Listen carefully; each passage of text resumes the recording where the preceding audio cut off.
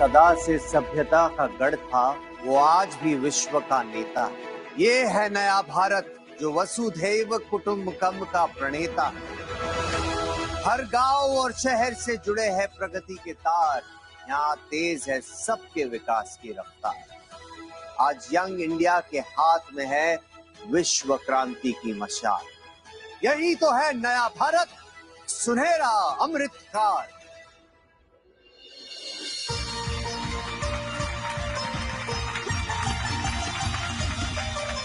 Good morning India, नमस्कार Bharat, hello Hindustan.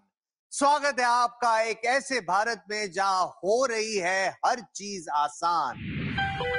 तो आज भारत सरकार के ओएनडीसी और जेम जैसे पोर्टल से हम बिना दुकान खोले सामान खरीद या बेच सकते हैं। सरकार की ई संजीवनी ऐप से हम घर बैठे अपना इलाज करवा सकते हैं। भीम यूपीआई से अपने सारे बिल भर सकते हैं। डिजिटल सिग्नेचर से जरूरी पेपर साइन कर सकते हैं और डिजी लॉकर में अपने डॉक्यूमेंट सेफ रख सकते हैं। नए भारत में डिजिटाइजेशन हमें इतनी तेजी से आत्मनिर्भर बना रही है कि अब तो किसी अनजान जगह पर जाने के लिए भी रास्ता नहीं पूछना पड़ता है। उसके लिए भी फोन पर जीपीएस और मैप्स है जो हमें सही रास्ता दिखाते हैं। स्वागत कीजिए देश के पहले और सबसे बड़े स्वदेशी नेविगेशन सिस्टम मैप माई इंडिया के फाउंडर मिस्टर राकेश वर्मा का।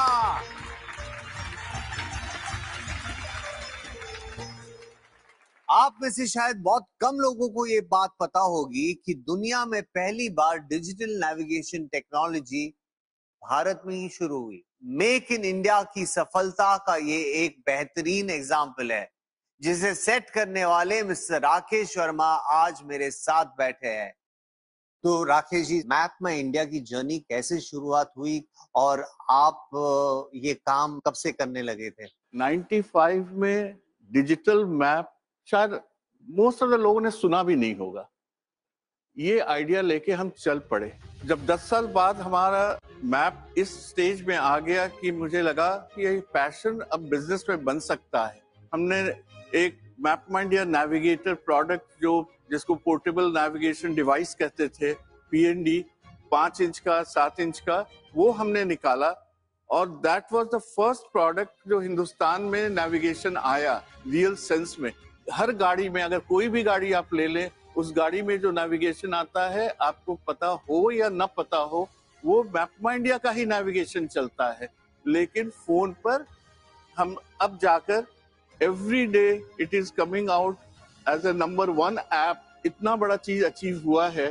तो ये 10-15 साल का हमारा हार्ड वर्क आज स्मार्टली पे ऑफ हो रहा है। 1999 में कारगिल वॉर हुआ था जी। जब हिंदुस्तान के आर्मीज बहुत सफर कर रहे थे, जब जीपीएस को विदेशियों ने रोक दिया था। और उसी समय भारत सरकार ने भी डिसाइड किया कि हिंदुस्तान का अपना जीपीएस होना चाहिए, जिसको आज की तारीख में भारत सरकार ने लॉन्च कर दिया है। उसको कहते हैं नाविक। इस सेक्टर में भारत 100% आत्मनिर्भर हो गया। वाह वाह।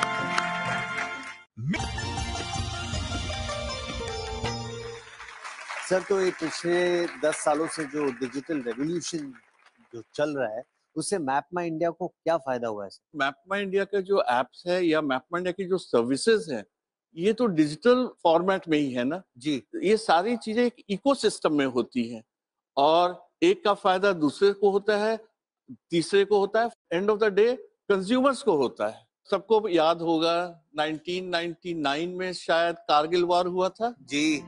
जब हिंदुस्तान के आर्मीज बहुत सफर कर रहे थे, जब जीपीएस को विदेशियों ने रोक दिया था। और उसी समय भारत सरकार ने भी डिसाइड किया कि हिंदुस्तान का अपना जीपीएस होना चाहिए, जिसको आज की तारीख में भारत सरकार ने लॉन्च कर दिया है। उसको कहते हैं नाविक।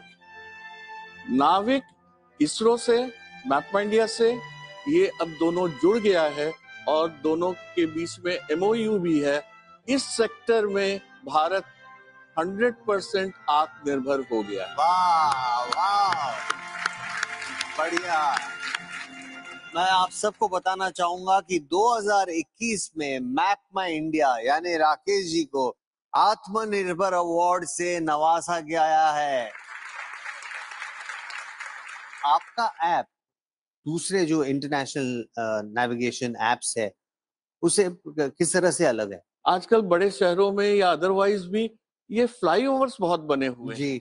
हमारे ऐप में 3D में जी दिखाता है कि आपको एरो से कि ये फ्लाईओवर से जाना है कि नीचे से जाना है। अच्छा और इसके चलते लोगों को रोड सेफ्टी से फर्क पड़ता है कि वो कोई बाएं दाएं ना करे, उनको पता है पहले से। सही बात। जितनी ज्यादा गाड़ियां बढ़ती जा रही हैं, व्हीकल्स बढ़ रहे हैं, एक्सीडेंट्स उसी हिसाब से और मल्टीप्लाई हो रहा है। जी भारत सरकार की इच्छा बहुत उन्होंने जाहिर की और हम लोग उसको इम्प्लीमेंट कर रहे हैं कि इस मैपल्स ऐप में जो भी खतरनाक जगह होता है इन टर्म्स ऑफ ड्राइविंग, जी स्पीड ब्रेकर्स, पॉट होल्स, ये सारे के सारे गाड़ियों को वार्न कर रहा है, ड्राइवर को वार्न कर रहा है। हर रोड के सेगमेंट्स में हम उसका स्पीड बताते हैं कि ये स्पीड लिमिट है। तो इसको कहते हैं एडवांस ड्राइवर असिस्टेंस, ADAS। और ये ऑलमोस्ट गाड़ियों में शुरू हो गया है, आगे तो सब गाड़ियों में होगा और ये गाड़ियों को अपने आप स्पीड घटा देगा। सर क्या हम अपनी ऑडियंस को एक छोटा सा डेमो दे सकते हैं इस ऐप का? जब आप mappls.com डाउनलोड कर लेते हैं जी तो स्क्रीन पर आपके पास मैपल्स मैप माई इंडिया का एप्लीकेशन आ जाता है। उसको मैं क्लिक किया, मैं यहाँ से मुंबई एयरपोर्ट जाऊं, छत्रपति शिवाजी इंटरनेशनल एयरपोर्ट आ गया, तो मैंने डायरेक्शन क्लिक किया। अब इसके बाद मैं गाड़ी में बैठूंगा जी और गाड़ी में जब बैठ के चलूंगा तो वो साथ साथ मेरे को दिखाता जाएगा जी कि कहाँ कितना दूर पहुंचा मैं, और जहां पर भी फ्लाईओवर आएगा वहां पर वो 3D व्यू दिख जाएगा आपको। इसका टोटल कितना टाइम लगेगा, कितना कॉस्ट आएगा टोल का, अगर टोल है तो, और कितना फ्यूल का कॉस्ट आएगा, ये सारी कुछ इसमें आ जाएंगी। फिर दिखाता है नॉर्मल से कितना एक्स्ट्रा टाइम लगेगा, हाँ +3 मिनट्स ये और अच्छा है। +2 मिनट ऐसे हाँ। करके दिखाता है। फ्यूचर की गाड़ियां, क्योंकि सारी गाड़ियों में हमारा मैप लगा है, अपने आप आपकी गाड़ी को स्लो डाउन करवाएगी। Right right. सर फोन में मैप तो बड़े छोटे दिखते हैं लेकिन ये सेक्टर वैसे है कितना बड़ा सर? सेक्टर हम इसको कहते हैं जियो स्पेशियल इंडस्ट्री, जिसमें मैप एक इम्पॉर्टेंट एलिमेंट है। जी अलग अलग लोगों ने अलग अलग ढंग से इसका किया है, एस्टिमेट किया है, जिसको कहते हैं एड्रेसेबल मार्केट। जी अब ये एड्रेसेबल मार्केट कोई कहता है 1 लाख करोड़ है, कोई कहता है 50,000 करोड़ है, कोई कहता है 2 लाख करोड़ है। अब जो भी है बहुत बड़ा सेक्टर है।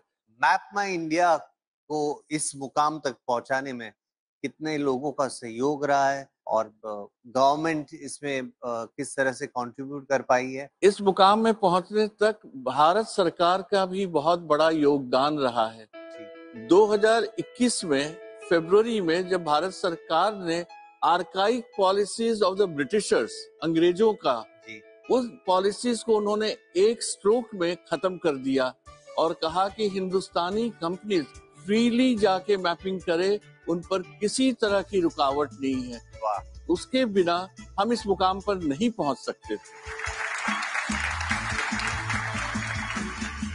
आजादी के अमृत काल में पूरी दुनिया भारत की तरफ देख रही है। जो देश पहले प्रोडक्ट सर्विसेज सिर्फ इंपोर्ट करता था वो आज टेक्नोलॉजी प्रोडक्ट्स एक्सपोर्ट करता है और फॉरेन एक्सचेंज लाता है। इसके पीछे राकेश वर्मा जैसे फर्स्ट जनरेशन एंटरप्रेन्योर्स का बहुत बड़ा हाथ है। एक बार फिर से आपका बहुत बहुत शुक्रिया Rakesh ji. Thank you so much. मैं EY इंडिया में एसोसिएट